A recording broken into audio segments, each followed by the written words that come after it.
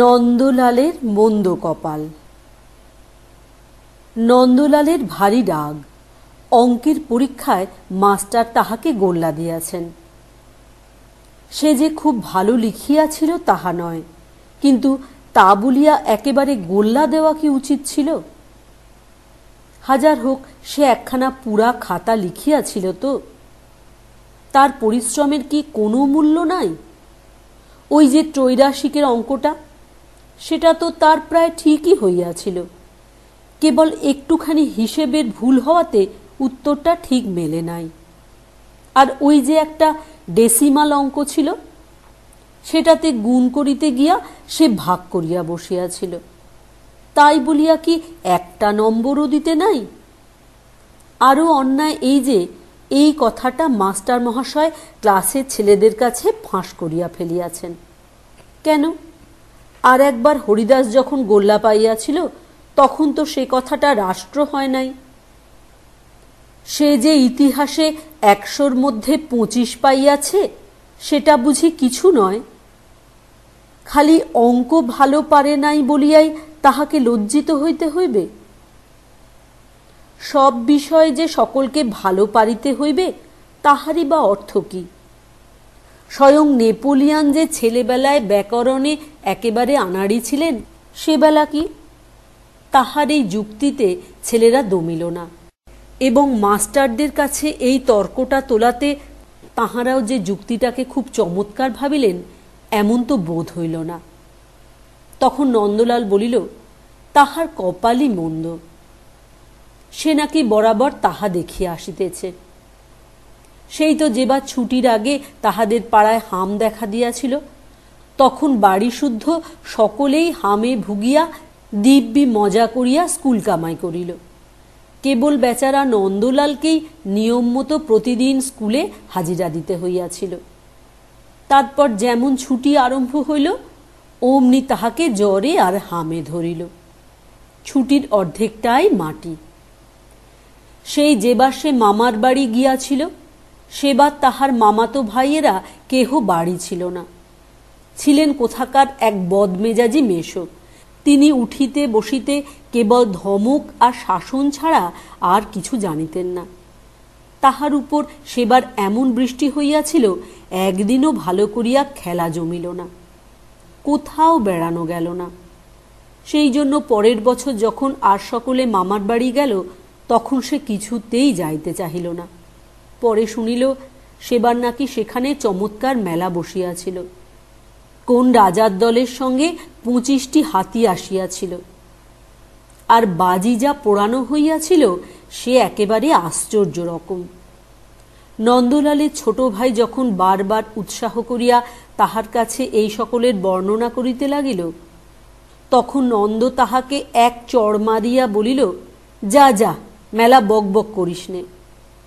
তাহার কেবল মনে হইতে লাগিল, সেবার সে মামার বাড়ি গিয়াও ঠকিল, এবার না গিয়াও ঠকিল।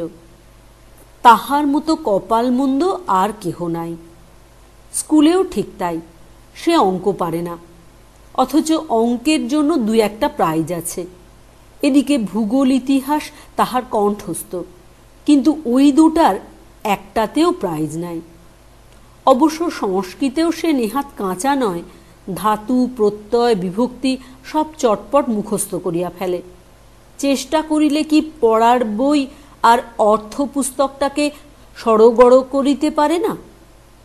ক্লাসের মধ্যে ক্ষুদিরাম একটু আধটু সংস্কৃত জানে, কিন্তু তাহা তো বেশি নয়। নন্দলাল ইচ্ছা করিলে কি তাহাকে হারাইতে পারে না? নন্দ জেদ করিয়া স্থির করিল, একবার ক্ষুদিরামকে দেখে নেবে। ছোকরা এবছর সংস্কৃতের প্রাইজ পেয়ে ভারী দেমাক করছে, আবার অঙ্কের গোল্লার জন্য আমাকে খোঁটা দিতে এসেছিল। আচ্ছা, এবার দেখা যাবে। নন্দলাল কাহাকেও না জানাইয়া সেই দিন হইতেই বাড়িতে ভয়ানকভাবে পড়িতে শুরু করিল। ভোরে উঠিয়াই সে হস্তি হস্ত হসন্তি শুরু করে, রাত্রেও অস্তি গোদাবরী তীরে বিশাল শালমলি তরু বলিয়া ঢুলিতে থাকে। কিন্তু ক্লাসের ছেলেরা এ কথার বিন্দু বিসর্গও জানে না। পণ্ডিত মহাশয় যখন ক্লাসে প্রশ্ন করেন তখন মাঝে মাঝে উত্তর জানিয়াও সে চুপ করিয়া মাথা চুলকাইতে থাকে। এমনকি কখনো ইচ্ছা করিয়া দুই একটা ভুল বলে, পাছে ক্ষুদিরাম তাহার পড়ার খবর টের পাইয়া আরো বেশি করিয়া পড়ায় মন দিতে থাকে। তাহার ভুল উত্তর শুনিয়া ক্ষুদিরাম মাঝে মাঝে ঠাট্টা করে। নন্দলাল তাহার কোনো জবাব দেয় না। কেবল ক্ষুদিরাম নিজে যখন এক একটা ভুল করে তখন সে মুচকি মুচকি হাসে আর ভাবে, পরীক্ষার সময় অমনি ভুল করিলেই এবার ওকে সংস্কৃতের প্রাইজ পেতে হবে না। ওদিকে ইতিহাসের ক্লাসে নন্দলালের প্রতিপত্তি কমিতে লাগিল, কারণ ইতিহাস আর ভূগোল নাকি একরকম শিখিলেই পাশ করা যায়। তাহার জন্য নন্দর কোনো ভাবনা নাই। তাহার সমস্ত মনটা রহিয়াছে ওই সংস্কৃত পড়ার উপরে, অর্থাৎ সংস্কৃত প্রাইজটার উপরে। একদিন মাস্টার মহাশয় বলিলেন, কি হে নন্দলাল, আজকাল বুঝি বাড়িতে কিছু পড়াশোনা করো না?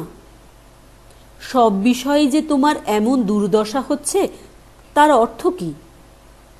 নন্দ আরেকটু হইলেই বলিয়া ফেলিত, আজ্ঞে সংস্কৃত পড়ি, কিন্তু কথাটাকে হঠাৎ সামলাইয়া, আজ্ঞে সংস্কৃত না, সংস্কৃত নয় বলিয়াই সে থতমত খাইয়া গেল। ক্ষুদিরাম তাড়াতাড়ি বলিয়া উঠিল, কই, সংস্কৃতও তো কিছু পারে না। শুনিয়া ক্লাস শুদ্ধ ছেলে হাসিতে লাগিল। নন্দ একটু অপ্রস্তুত হইল বটে, কিন্তু সেই সঙ্গে হাঁপ ছাড়িয়া বাঁচিল। ভাগ্যিস তাহার সংস্কৃত পড়ার কথাটা ফাঁস হইয়া যায় নাই। দেখিতে দেখিতে বছর কাটিয়া আসিল। পরীক্ষার সময় প্রায় উপস্থিত। সকলে পড়ার কথা, পরীক্ষার কথা আর প্রাইজের কথা বলা বলি করিতেছে। এমন সময় একজন জিজ্ঞাসা করিল, কি হে নন্দ, এবার কোন প্রাইজটা নিচ্ছ? ক্ষুদিরাম নন্দর মতো গলা করিয়া ঘাড় নাড়িয়া বলিল, আজ্ঞে সংস্কৃত। না, সংস্কৃত নয়। সকলে হাসিল। নন্দ খুব উৎসাহ করিয়া সেই হাসিতে যোগ দিল। মনে ভাবিল, বাছাধন, এ হাসি আর তোমার মুখে বেশি দিন থাকছে না। যথাসময়ে পরীক্ষা আরম্ভ হইল এবং যথাসময়ে শেষ হইল। পরীক্ষার ফল জানিবার জন্য সকলে আগ্রহ করিয়া আছে। নন্দ রোজ নোটিশ বোর্ডে গিয়া দেখে তাহার নামে সংস্কৃত প্রাইজ পাওয়ার কোনো বিজ্ঞাপন আছে কিনা। তারপর একদিন হেডমাস্টার মহাশয় এক তাড়া কাগজ লইয়া ক্লাসে আসিলেন। আসিয়াই তিনি গম্ভীরভাবে বলিলেন, এবার দুই একটা নতুন প্রাইজ হয়েছে আর অন্য বিষয়েও কোনো কোনো পরিবর্তন হয়েছে। এই বলিয়া তিনি পরীক্ষার ফলাফল পড়িতে লাগিলেন। তাহাতে দেখা গেল ইতিহাসের জন্য কে যেন একটা রূপার মেডেল দিয়াছেন। ক্ষুদিরাম ইতিহাসে প্রথম হইয়াছে, সেই ওই মেডেলটা লইবে। সংস্কৃতে নন্দ প্রথম, ক্ষুদিরাম দ্বিতীয়, কিন্তু এবার সংস্কৃতে কোনো প্রাইজ নাই। হায় হায়, নন্দর অবস্থা তখন শোচনীয়। তাহার ইচ্ছা হইতেছিল সে ছুটিয়া গিয়া ক্ষুদিরামকে কয়েকটা ঘুষি লাগাইয়া দেয়।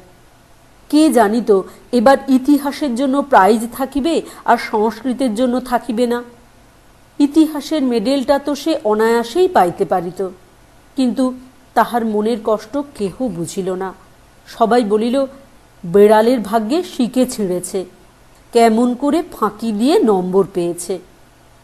দীর্ঘশ্বাস ছাড়িয়া নন্দ বলিল, কপাল মন্দ।